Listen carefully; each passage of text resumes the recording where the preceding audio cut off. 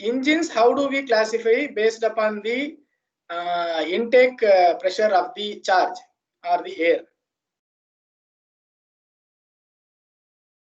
Hello? Sir, don't know, sir. Basically, engines, we have two different types of engines. One we call it as naturally aspirated engine. Other one is called power boosting engine or forced induction engine. What is naturally aspirated engine?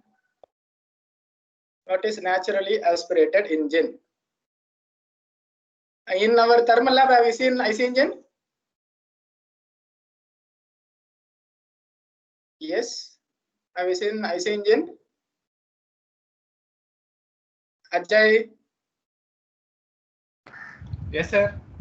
Yeah, is it naturally aspirated engine or forced induction engine? Naturally aspirated, sir. Naturally aspirated. So what is meant by naturally aspirated engine? The air moves in due to the suction pressure created inside the engine. Okay, what will be the pressure of the air? 1 bar, sir. Yeah, means your pressure of the air that is entering into the engine will be at a atmospheric pressure or at a pressure less than the atmospheric pressure. So if the intake of charge or air takes place at a pressure equal to atmospheric pressure or less than atmospheric pressure, then such engines we call it as naturally aspirated engine. Okay. Now from this naturally aspirated engine, how will you calculate the brake power? Normally from the engine, how do you calculate brake power from the engine? 2 pi nt by 60, sir. Yes, 2 pi nt by 60, correct. But now if I know the, I'm having an indicator diagram. What is an indicator diagram? Indicator diagram. Indicated power studied.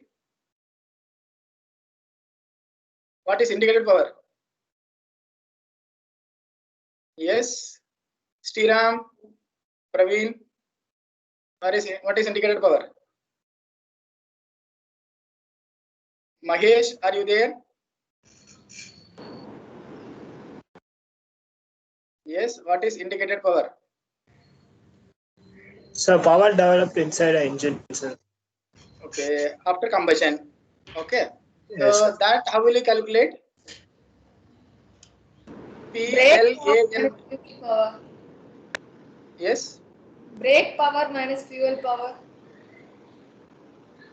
Brake power plus friction power. That is indicated power. Brake power plus friction power is indicated power, or brake power equal to indicated power minus friction power. Okay, so that how will you calculate? In the case of your reciprocating compressor or in the case of engine, we say like power equal to PLAN by 60. Studied? Yes, sir. Actual mean effective pressure into length into. Correct. So mean effective pressure into area into stroke length. That is what is stroke volume here. This is pressure into stroke volume into N. What is N? RPM, sir. Crankshaft RPM. Correct. Divided by 60 we used to write. Correct. But what I have written here? You have written 12,000. 12,000, sir. Yeah. And I have introduced one more N, small n. PLA is this volumetric efficiency. Area into stroke length is stroke volume. This is pressure. PLA is over, N is over. By 60 it is available here. What is this small n? I think if you are going, if you are going to have multiple cylinder engine, I think so. Number of cylinders is small n. Capital N is RPM of the engine divided by 60. Correct? And yes, if it is a 4-stroke engine, then you have to divide this by 2. Because for every 2 revolutions of the crankshaft, you will get 1 power stroke. Correct? Yes, sir. So you have to divide by 2. So in the denominator for PLAN by 60 into sir, 2. 1000 you have multiplied because for writing in kilowatts, sir. Correct, correct. Okay. So this is plan and into N. This N is for multi-cylinder engine, number of cylinders, divided by 60 into 2 into 1000. That is 12,000. Okay, so this is your from the indicated power. So now this power we want to increase. Your brake power or indicated power we want to increase because brake power is directly proportional to the indicated power. Okay. So for the next type of next option is to go for forced induction engine, right? See, now let us say we have naturally aspirated engine. In the case of naturally aspirated engine, the intake pressure of the charge or the air is equal to atmospheric pressure or less than atmospheric pressure. Now, I want to increase the power output from the engine. Assume that I am having a natural aspirated engine. Consider that the engine is of 5 kilowatt, right? Engine capacity is of 5 kilowatt. Now I want to have a 10 kilowatt engine. Assume that engine is naturally aspirated and I want to increase the power output. So then what we have to do? We will be increasing the size. Let us say if diameter is D, then you will make it as 2D.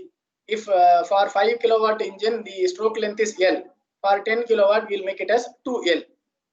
Correct. We will go for increasing the size of the engine if you want to have increased power output from the naturally aspirated engine. Are you able to follow me? Yes. Do you follow me? Yes, sir. Yes, sir. Yeah. So if you want higher power output from naturally aspirated engine, then you have to increase the size of the engine. Now the question comes, I don't want to increase the size of the engine. I want to maintain the same size, but I want to increase the power output. Do you get my point? Are you able to follow? Yes, sir. Yeah. So the second option is that by maintaining the same size of the engine, I want more power output. If that is the case, then what we have to do? We have to burn more fuel inside the engine cylinder. Am I right?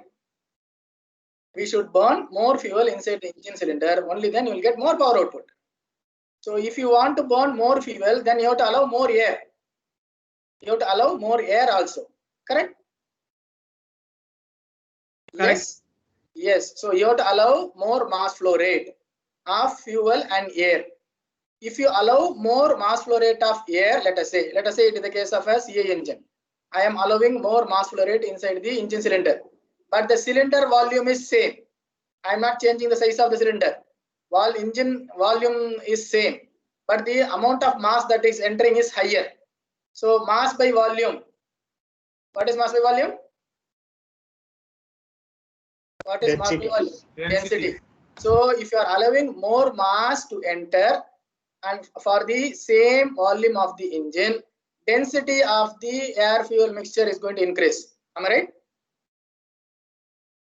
Density we are going to increase, correct? If in the case of CI engine, then density of the air we are going to increase because we are allowing more mass to enter, but volume is same. So density is going to increase, right? And at the same time, what will happen to the pressure?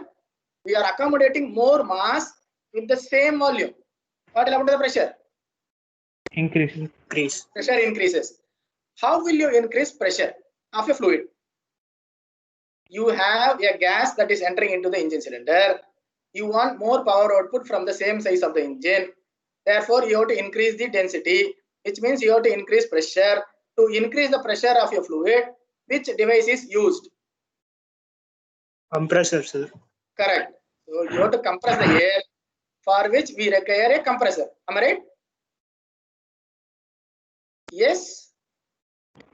Yes. Yes, sir. Okay. So now, if you are going to have a compressor along with engine, to drive the compressor, we have to provide power. Correct? Yes, sir. Yes, sir. So power is required to drive the compressor. From where we are going to take this power? If you are going to take the power from the engine, then such system is called supercharged engine. Such engines are called supercharged engines. To drive the compressor, if the power required to drive the compressor is taken from the engine crankshaft, then such engines are called supercharged engines. Your sports cars, in the case of sports cars, you will find a supercharged engine. Now, other possibility, I don't want to take the power from the engine. From the crankshaft engine, I don't want to take power from the crankshaft in the engine. Instead, I want to use from some waste heat recovery system. Your engine after combustion, it is going to exhaust the products of combustion. The products of combustion that is leaving from the engine as exhaust gas, it contains some amount of energy. That energy, if you are going to utilize, right? that energy, if you are going to utilize for driving the compressor, and thereby you are going to allow compressed air to enter into the engine cylinder, such system we call it as turbocharging. Right? Are you able to follow me? Yes. So there are two ways by which we can increase the pressure of the air that is entering into the cylinder or the charge that is entering into the engine cylinder. Okay. So the idea is that I want to have same size engine, right? Or let us say for the same power output, if I want to reduce the size of the engine, right? There are two options. Either you can maintain the engine size same and you can get more power output. Or let us say for the same power output, I want to have a smaller engine, right? I want to reduce the size of the engine. In these two cases, you should go for either supercharging or turbocharging. This we call it as forced induction engine. Right? This we call it as forced induction. Okay, the intake of the air fuel into the engine is by means of a compressor. Okay. So now, so there are two possibilities. One I have told you about supercharging, and other one is called the turbocharging. What will happen? See, when you are in the case of a compressor, we are going to take air from the atmosphere. Okay. In the case of compressor, we are going to supply the suction to the compressor is from atmospheric air, and the compressor is going to compress the air at high pressure. It is going to deliver the air to the engine cylinder. Right. When the compressor compresses air, what will happen to the pressure? Yes. What will happen to the pressure? Pressure increases, temperature increases. So your exit pressure is greater than the inlet pressure. Exit temperature is greater than inlet temperature. Exit density, what will happen? What will happen to the density compared to the inlet? If pressure increases, what will happen to density? Increases. Increases, what will happen to density?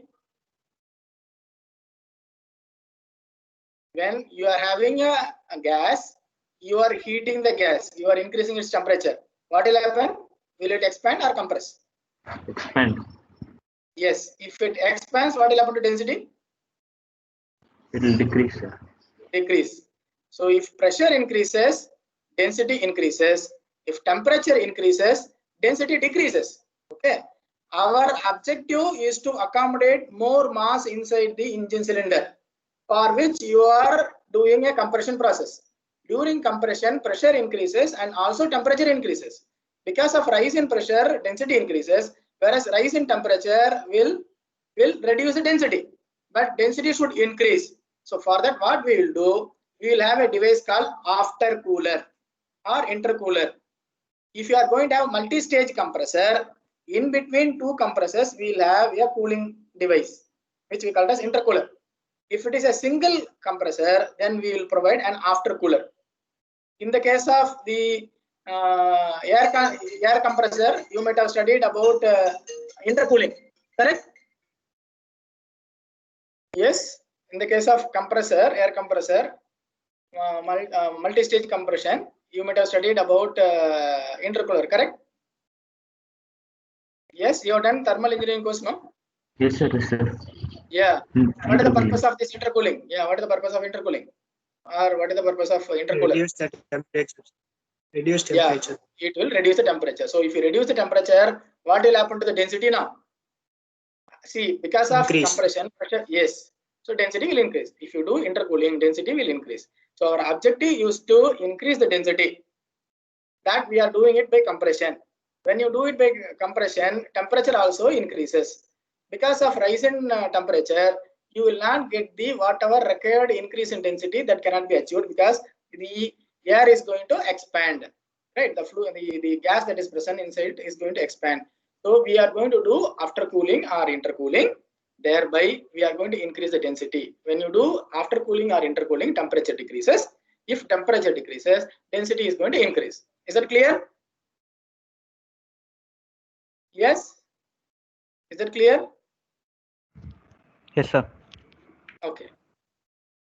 So we need a compressor for supercharging as well as for turbocharging. And mostly we'll be going for centrifugal compressor. We have different types of compressor. We have reciprocating compressor, we have screw compressor, right? We have different types of compressors, but the simplest form of compressor is centrifugal compressor. Okay, so we are going to employ a centrifugal compressor which can either receive power from the engine crankshaft or it can receive power from the waste heat of the products of combustion.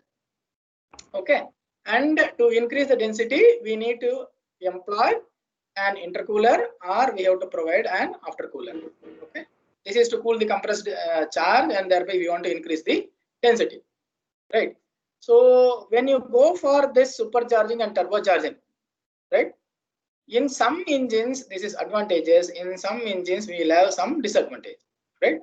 So normally the idea is that to go for supercharging or turbocharging is that we want to have higher power output from the same size of the engine, right? When you go for supercharging or turbocharging, you will have better air fuel mixture because the air is going to enter at a higher pressure, right? So when the pressure is going to increase, then you will have better air fuel mixing, and we will have more complete combustion also. If the mixing is proper, then combustion is also going to be complete, right? And there are some cases where, let us say, when the vehicle is going to move at higher altitude, right? At higher altitude, what will be the density? At higher altitude, let us say you are going to Ooty, or let us say you are going to Tirumala. Yes, you are going by car. So what will be the density there? Increases. Hey, at higher altitude, density. At higher altitude, what is the Then it pressure? is lower at higher altitude. Lower. Yes, pressure is less, so density is less. If density is less, only less quantity of air it is going to enter into the engine cylinder, so you will not get more power output. So instead, if you are going to have a turbocharger or supercharger, even though when your engine is at a higher altitude, you will have better power output. Okay, so that is an advantage. And since we have better combustion, knocking is also going to reduce, right? And if it is a two-stroke engine, then we can have better scavenging. So all these are all for a diesel engine. Okay, if it is a petrol engine, or if it is a SI engine, you should not have higher pressure. If you have higher pressure at the intake, very high pressure at the intake, then auto ignition may occur. Okay, so that has to be avoided, right? So the combustion should take place only because of the spark that is introduced in the case of SI engine. So in some cases of SI engines, it is not advantageous. This supercharging or turbocharging is not advantageous, and the system is going to experience lot of thermal stresses, right? And if it is a SI engine, then the cooling requirement is also going to be higher, right? The flow rate of the cooling medium should be higher. So these are some of the disadvantages with SI engine, right? So to carry out the various remedial actions or to overcome these disadvantages, we have various methods that we are going to study subsequently. Okay, right now we will not discuss that, how to overcome all these things.